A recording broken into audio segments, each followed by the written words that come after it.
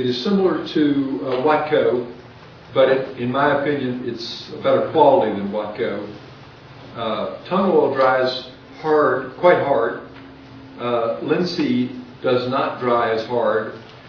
I think the reason Watco uses linseed is because it penetrates quite well, but tung oil penetrates almost as well, but it does have the advantage of drying hard. And the urethane also dries quite hard, and the urethane has the advantage of creating some build, particularly like the other platter, which has about 5 or 6 coats.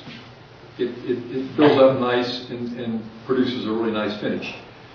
What I do with this at this point is I have one of these food sealer, heat sealer things, and I have a great big roll of 6 mil polypropylene. It's actually food grade polypropylene. It doesn't need to be food grade, but that's the only thing I could get in a big roll. And I just make a bag, an octagonal bag that's just big enough that the platter can fit in it. So I do half of the bag, put the platter in it, seal the other half of the bag except one corner. Then with a funnel and about 1.5 cups of oil for a platter that size, I'll just pour 1.5 cups of oil in this bag, being careful not to let it get on the part where I've cut the corner off, because if you get oil on the polypropylene where you're trying to seal it, the heat thing won't seal it. So pour the oil in the bag, seal the bag, and then I just let it soak for 24 hours. Take it out of the bag, and I have a little oven that is made out of 2-inch thick foam. Sort of stop you there. Do you get to reuse the oil that is Sure, left yes. over? Yes. Cut the corner off, drain the oil back into the can. Are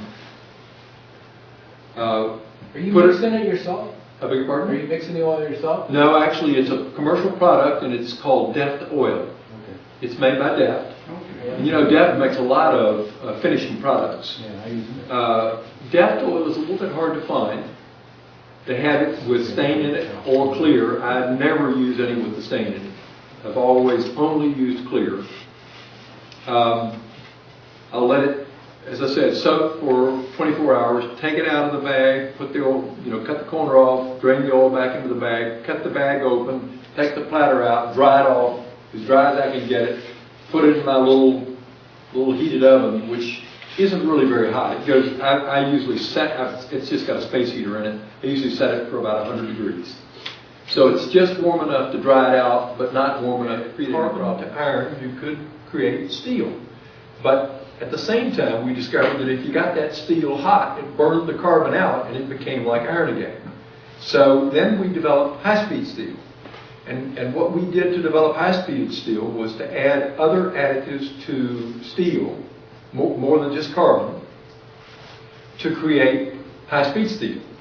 And the alloys that we added to steel were things like chromium and molybdenum and vanadium and chromium and tungsten and what else? What am I forgetting? At any rate, all kinds of additives we added to steel to make the steel able to withstand temperatures from grinding and temperatures from turning. There was a problem with that. When you put enough of the additives that cause the steel to harden and be heat resistant, you get something in the steel called carbides. And these carbides are the additives like the vanadium and the tungsten and whatever else you were putting in them tended to clump together, and they form big chunks of very hard steel within the steel around it, which was much softer. When you tried to grind this, the carbides in this steel matrix were so hard that you couldn't grind them. And what happened was that when you tried to grind them on a conventional grinder, like a Norton 3X or SG wheel, the carbides would break out as a whole piece because the stones literally were not hard enough to cut them. So you couldn't get it sharp. So what they did to get around this was they created particle metals. What they did was take the molten mix and squirted it through a nozzle, producing teeny little droplets of steel that were so small that even though they had the carbides in them, the carbides were forced to be quite small because the droplet itself was quite small. Okay? And then you take all these droplets and they would put them in a canister, evacuate the canister, subject it to extreme heat and extreme pressure, not hot enough though to melt the particles. If you melted the particles, it was going to go right back to having these big carbides in it. Okay? So they got it hot enough to mechanically fuse the particles together, and under a vacuum and under extreme pressure, and voila, you got particle metals.